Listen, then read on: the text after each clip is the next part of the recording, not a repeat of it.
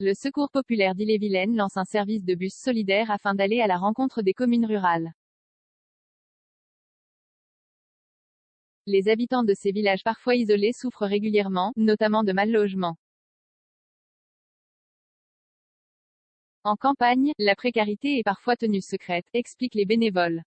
Le petit camion vient animer une place d'apparence bien vide. Quelques curieux s'approchent. D'autres interrogent. Est-ce qu'il est possible de vous donner des vêtements? Ils sont en bon état mais on ne les met plus.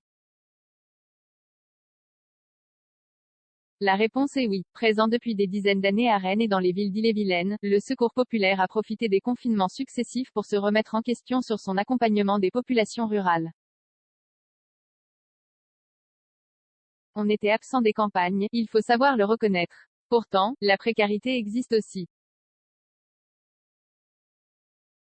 Elle est souvent cachée, comme s'il y avait un phénomène de stigmatisation dans les villages. Un côté qu'en dira-t-on, analyse Julie Aurin.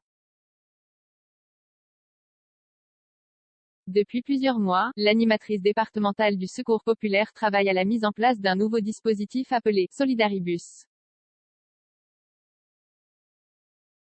Ce petit véhicule aux couleurs de l'association vient de commencer sa tournée, qui l'emmènera aux quatre coins de l'Ille-et-Vilaine avec une mission prioritaire, venir en aide aux personnes isolées, d'abord avec l'aide alimentaire.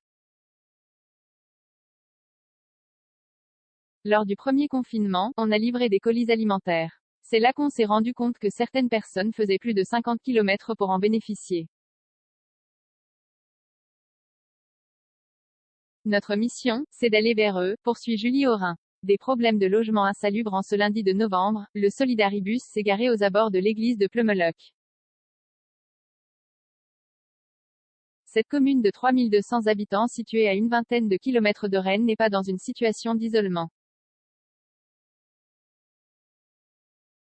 Mais ses administrés les plus précaires se heurtent à un problème de mobilité, car aucun bus ne rallie la ville voisine de Montfort-sur-Meu où se concentre l'aide alimentaire.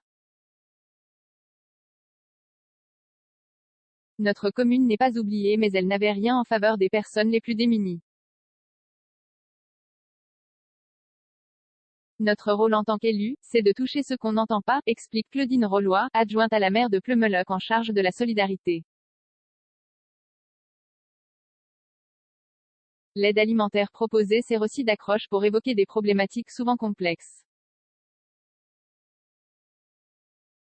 Cet après-midi-là, Julie et les deux bénévoles du Secours populaire ont accueilli Claudine, le prénom a été changé, confrontée à un problème de logement insalubre.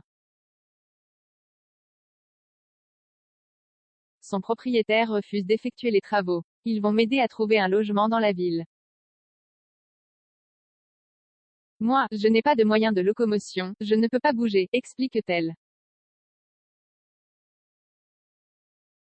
La problématique du logement est récurrente dans ces petites communes. Chassés des métropoles devenues trop chères, certains habitants vivent dans des conditions déplorables, sans même s'en rendre compte. Nous tombons parfois sur des personnes âgées confrontées à des questions d'insalubrité dont on ignorait l'existence, ajoute l'élu de Pleumeloc. Dans le monde rural, certains n'ont pas connaissance de leurs droits. La mobilité coûte cher, le logement coûte cher et la fracture numérique se creuse pour ceux qui n'ont pas d'ordinateur, ajoute l'animatrice département du Secours populaire. Ce sont toutes ces missions que son antenne départementale va tenter de remplir. Depuis quelques jours, 8 communes d'Ille-et-Vilaine voient le Solidaribus passer 1 à 2 fois par mois. D'autres suivront sans doute. 8 communes concernées pour l'instant lancées le 8 novembre. La campagne du Solidaribus concerne pour l'heure 8 communes d'Ille-et-Vilaine, Pleumeloc, Talensac, Val-d'Ana, Le Grand-Fougeray, Menroc, Louvigné-du-Désert, Valcoënon et le Vivier-sur-Mer. L'ambition du Secours populaire est de recruter des bénévoles sur place afin d'implanter des antennes locales dans ces territoires ruraux. 4 commentaires, 16 partages, partagés sur Messenger, partagés sur Facebook, partagés sur Twitter, partagés sur Flipboard, partagés sur Pinterest, partagés sur LinkedIn, envoyés par mail, sauvegarder une faute, imprimé.